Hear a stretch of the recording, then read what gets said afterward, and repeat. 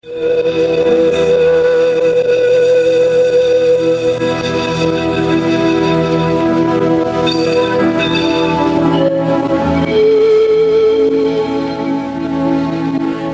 horário, a emissora da Fraternidade Rádio Rio de Janeiro oferta ao seu coração mais um programa Culto Cristão no Ar.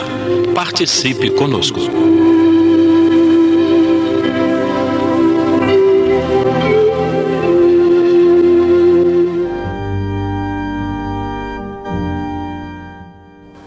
Olá, ouvintes que nos acompanham aqui semanalmente no nosso programa Culto Cristão no Ar, que tem por objetivo o estudo e reflexão do Evangelho, os ensinamentos de Jesus, segundo a ótica espírita. E para você que está nos ouvindo pela primeira vez também, seja bem-vindo. Estamos aqui mais uma vez iniciando o nosso programa, hoje com a participação minha, João Menezes, meu pai Lidiane Barreto e nossa amiga Rosana Vergaças. Para adiantar, nós faremos a leitura aqui do capítulo 5 do Evangelho, item 22. Se fosse um homem de bem, teria morrido. Tá? Para quem quiser se situar e pegar um Evangelho para nos acompanhar, tem esse tempinho. Tá? E nós vamos ouvir com a nossa amiga Rosana a nossa página inicial. No programa de hoje, para a nossa meditação, vamos ouvir a página do livro Vinha de Luz, intitulada Enquanto é Hoje. Encarecer a oportunidade de regeneração espiritual na vida física nunca será argumento fastidioso nos círculos de educação religiosa. O corpo denso, de alguma forma, representa o molde utilizado pela compaixão divina em nosso favor, em grande número de reencarnações, para reajustar nossos hábitos e aprimorá-los.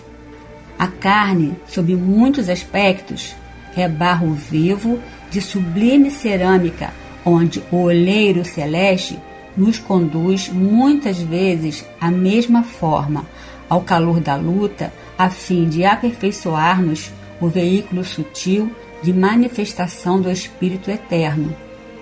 Entretanto, quase sempre estragamos a oportunidade, encaminhando-nos para a inutilidade ou para a ruína.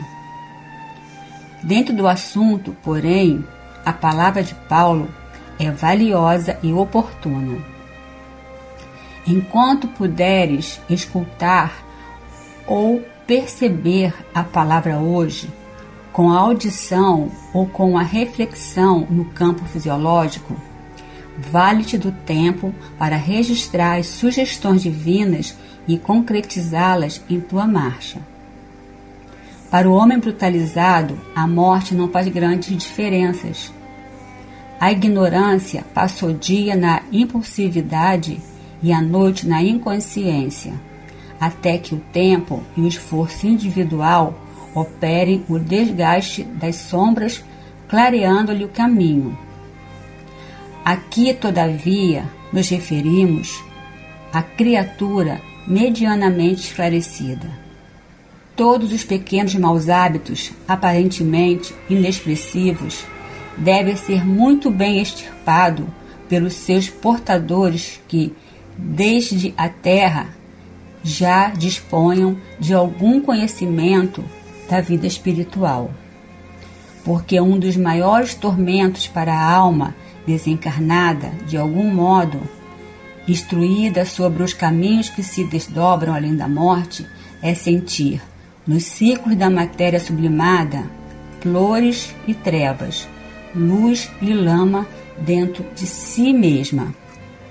Pelo Espírito de Emmanuel, por Francisco Cândido Xavier. Jesus, divino e amorável Mestre, queremos te agradecer pela oportunidade de estarmos falando do Evangelho para tantos corações que dele necessitam. Abençoa os nossos ouvintes, a diretoria da nossa emissora, a Rádio Rio de Janeiro, também todos os seus funcionários e programadores. Que a tua paz possa envolver toda a humanidade, hoje e sempre, e assim seja. Então, como nós já adiantamos o tema, nós vamos ler essa mensagem que é do Espírito Fenelon. Ela foi ditada na cidade de Sens, em 1861. E ele diz o seguinte para nós: falando de um homem mau que escapa de um perigo, costumais dizer: se fosse um homem bom, teria morrido. Pois bem, assim falando, dizeis uma verdade, pois, com efeito, muito a miúde sucede dar Deus a um espírito de progresso ainda incipiente prova mais longa do que a um bom, que, por prêmio do seu mérito, receberá a graça de ter tão curta quanto possível a sua provação. Por conseguinte, quando vos utilizais daquele axioma, não suspeitais que proferis uma blasfêmia. Porque quando a gente fala isso, se fosse um homem de bem teria morrido, é um pesar, né? Uma certa ironia que a gente fala, né? Não que a gente desejasse que o homem de bem tivesse morrido. Na verdade, nós pensamos ao contrário, né? Na nossa imperfeição ainda, nós queremos que os maus partam logo da terra, né? A gente ainda tem essa visão, e que os bons fiquem conosco. Só que do ponto de vista espiritual, é o contrário, né? Deus quer que os maus tenham mais oportunidade de estar aqui na terra para se melhorar, porque o nosso objetivo de estar aqui é o nosso melhoramento individual, né? Então, quando a pessoa já desenvolveu essa evolução aqui na terra, ela talvez não tenha mais necessidade tanto de estar aqui. Ela pode voltar à espiritualidade e todos nós vamos continuar vivos, aqui ou lá, né? O que muda é o nosso corpo, o nosso envoltório do espírito, que é mais material ou menos material, né? Mas a vida segue aqui como segue lá. Então a gente tem que ter essa visão menos egoísta com relação às pessoas boas, né? Se elas partiram, porque talvez sejam mais necessárias lá na espiritualidade do que estão sendo aqui na Terra. E é interessante que a gente já tem vários exemplos disso, né? De pessoas novas que se marginalizaram, né? Depois conhecem uma companheira, casam, têm filhos e mudam, né? Uhum. Então, se ele desencarnasse logo, né, como muitos desejam, né? Inclusive muitos defendem a pena de morte para isso, né, para excluir os maus da face da Terra, essa pessoa não teria oportunidade de melhorar. Então, quantas não se convertem também, né, nas igrejas? Exatamente, né? Às vezes vai preso, né, e chega lá, tem contato com esse trabalho que os evangélicos fazem, assim, o espírita também faz, né, através das visitas, né? Das visitas, aquela instituição Melibudê, né? Uhum.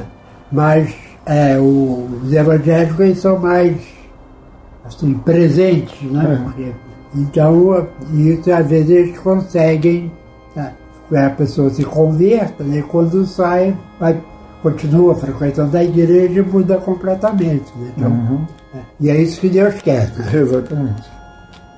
Aí continua aqui Fenelon nos informando. Se morre um homem de bem, cujo vizinho é mau homem, logo observais, antes fosse este, enunciais uma enormidade, quer dizer, uma coisa que não é correta, né? Porquanto aquele que parte concluiu a sua tarefa, e o que fica, talvez, não haja principiado a sua. Olha o que ele diz, um terminou, o outro, talvez, nem iniciou ainda, né?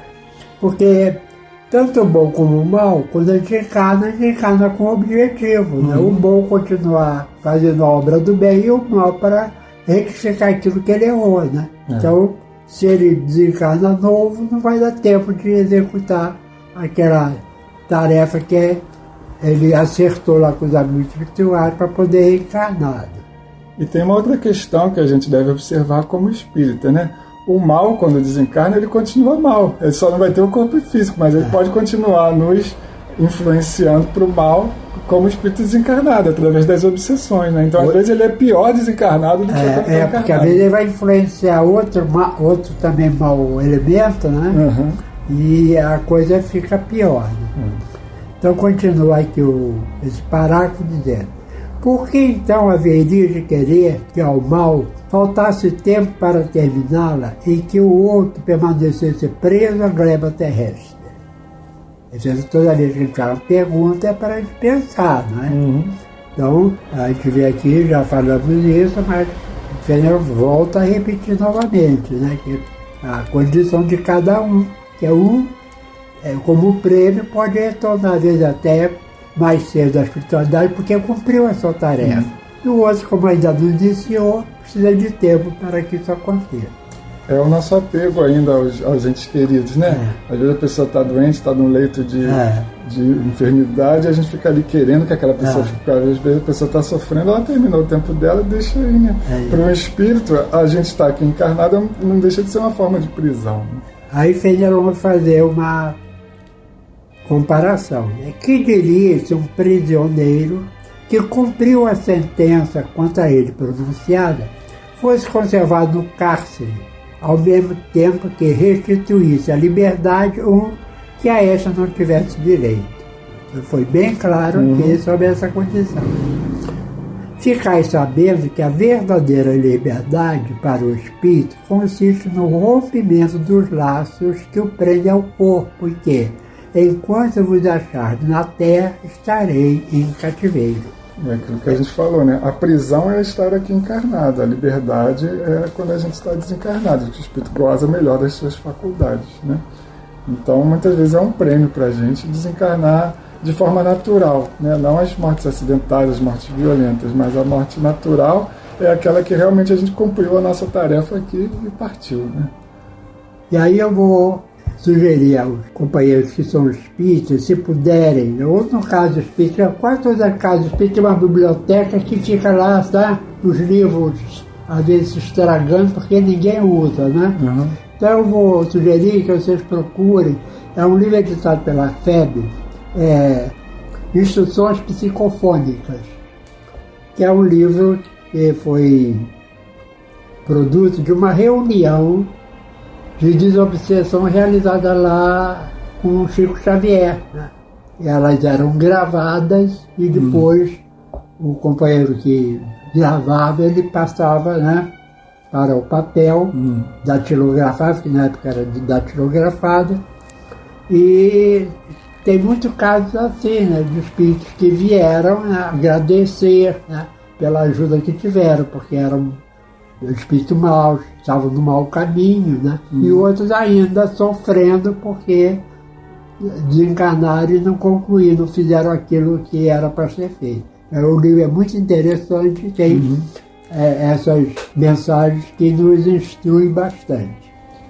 E aí o último parágrafo de Fenelon diz o seguinte: habituai-vos a não censurar o que não podeis compreender, e crede que Deus é justo em todas as coisas. Muitas vezes, o que vos parece um mal é um bem. Tão limitadas, no entanto, são as vossas faculdades, que o conjunto do grande todo não o apreendem os vossos sentidos obtusos. Esforçai-vos, pois, sair pelo pensamento da vossa acanhada esfera, e à medida que vos elevardes, diminuirá para vós a importância da vida material, que nesse caso se vos apresentará como simples incidente no curso infinito da vossa existência espiritual, única existência verdadeira.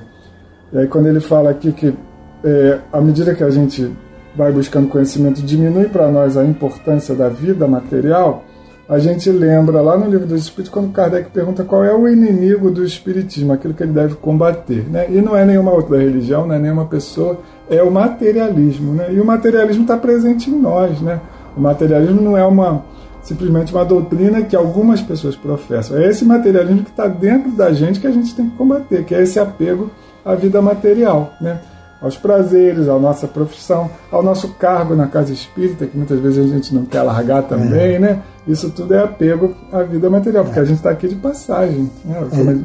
Na casa espírita tem, às vezes, os dois termos. Um que é eleito, por exemplo, presidente e não quer deixar presidente. E outros que, por mais que ofereça um cargo, ele está sempre dizendo que não está preparado. Né? Eu sempre digo, né?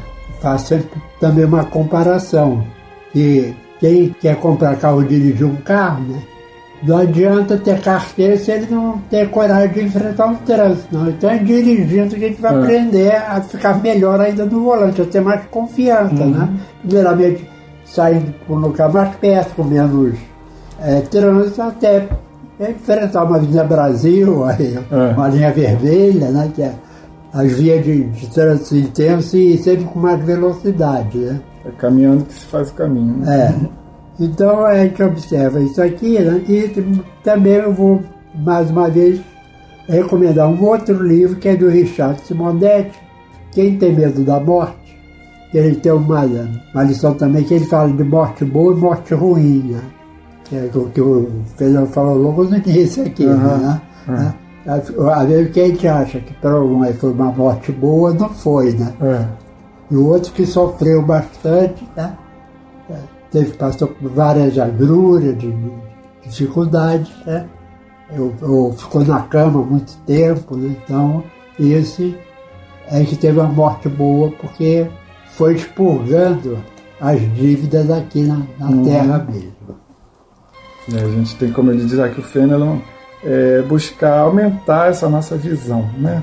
O espírita ele tem que estar sempre buscando aumentar o seu conhecimento, né? Aumentar o seu campo de visão, lendo sempre mais, entendendo o porquê da vida, o porquê de estarmos aqui, né? O porquê de termos as coisas materiais que também são importantes para o nosso progresso, mas que não são as mais importantes.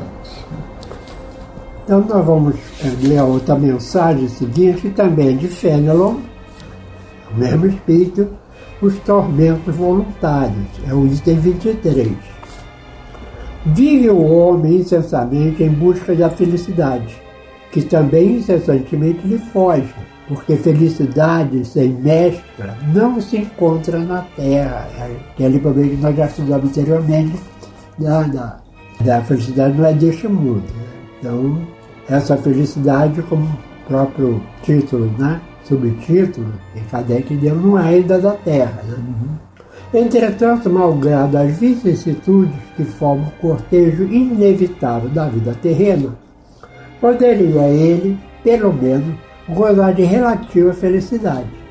A gente não pode ser totalmente feliz, ao mesmo tempo momentos de felicidade, se não a procurasse nas coisas perecíveis e sujeitas às mesmas vicissitudes, isto é, nos gozos materiais, em vez de a procurar nos gozos da alma, que são um prelibar dos gozos celestes, imperecíveis. Em vez de procurar a paz do coração, única felicidade real deste mundo, ele se mostra ávido de tudo que o agitará e turbará.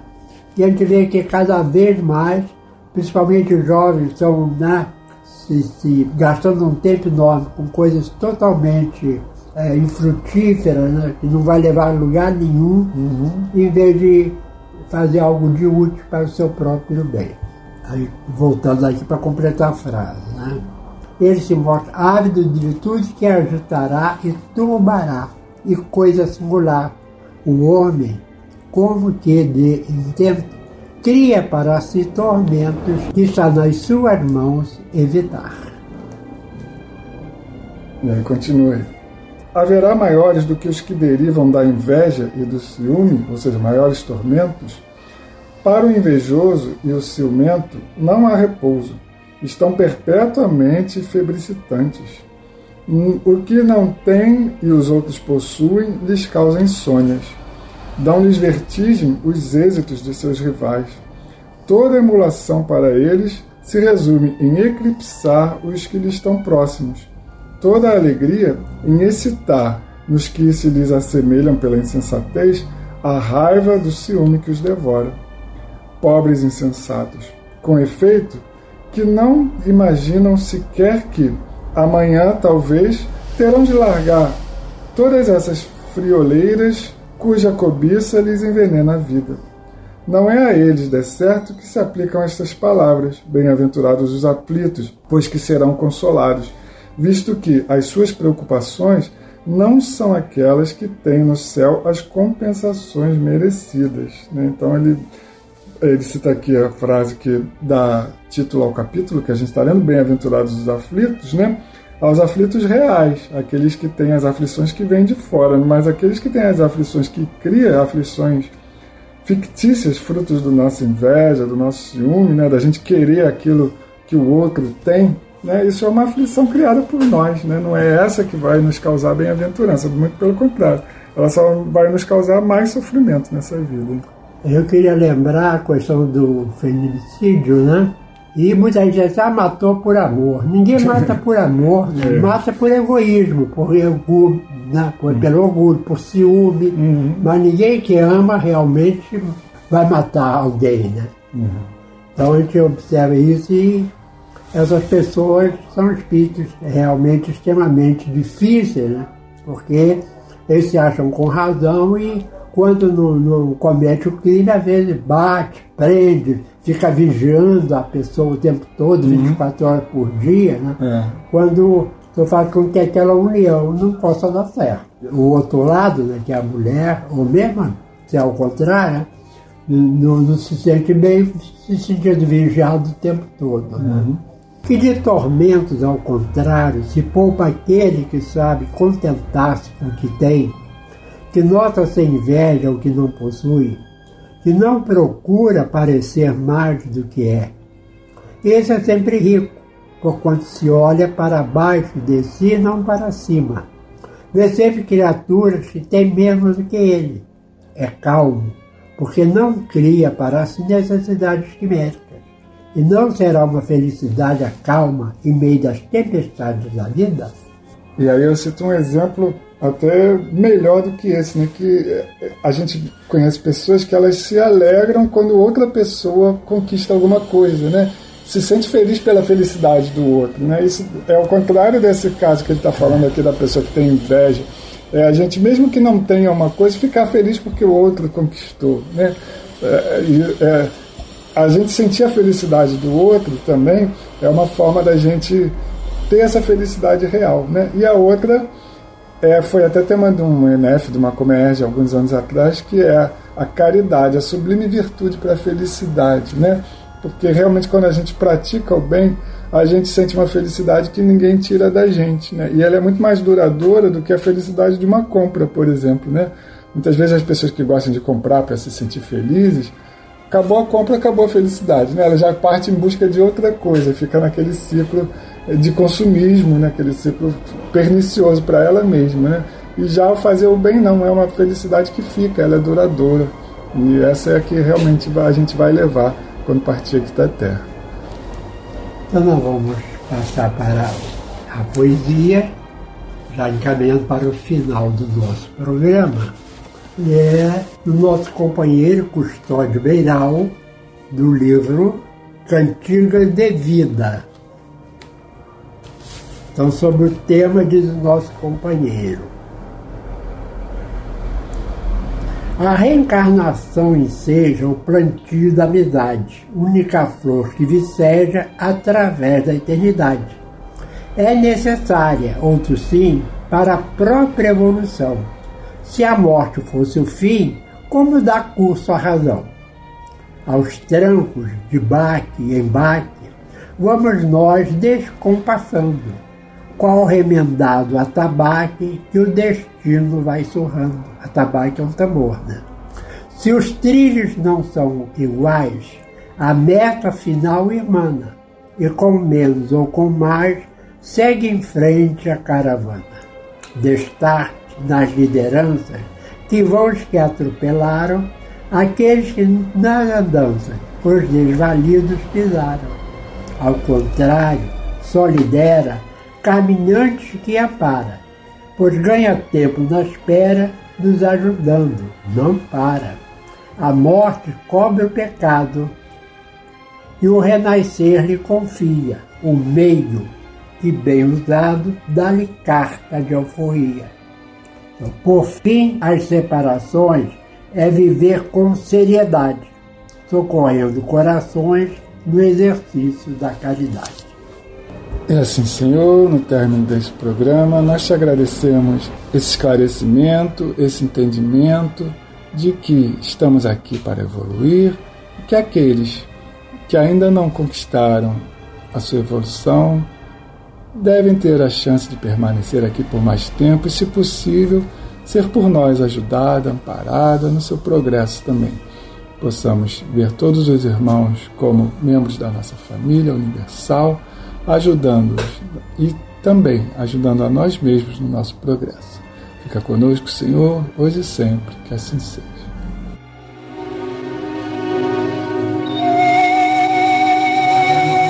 Este foi mais um programa Culto Cristão no Ar, que ofertamos ao seu coração pelas ondas amigas da Rádio Rio de Janeiro. Volte a estar conosco na próxima segunda-feira, nesse mesmo horário.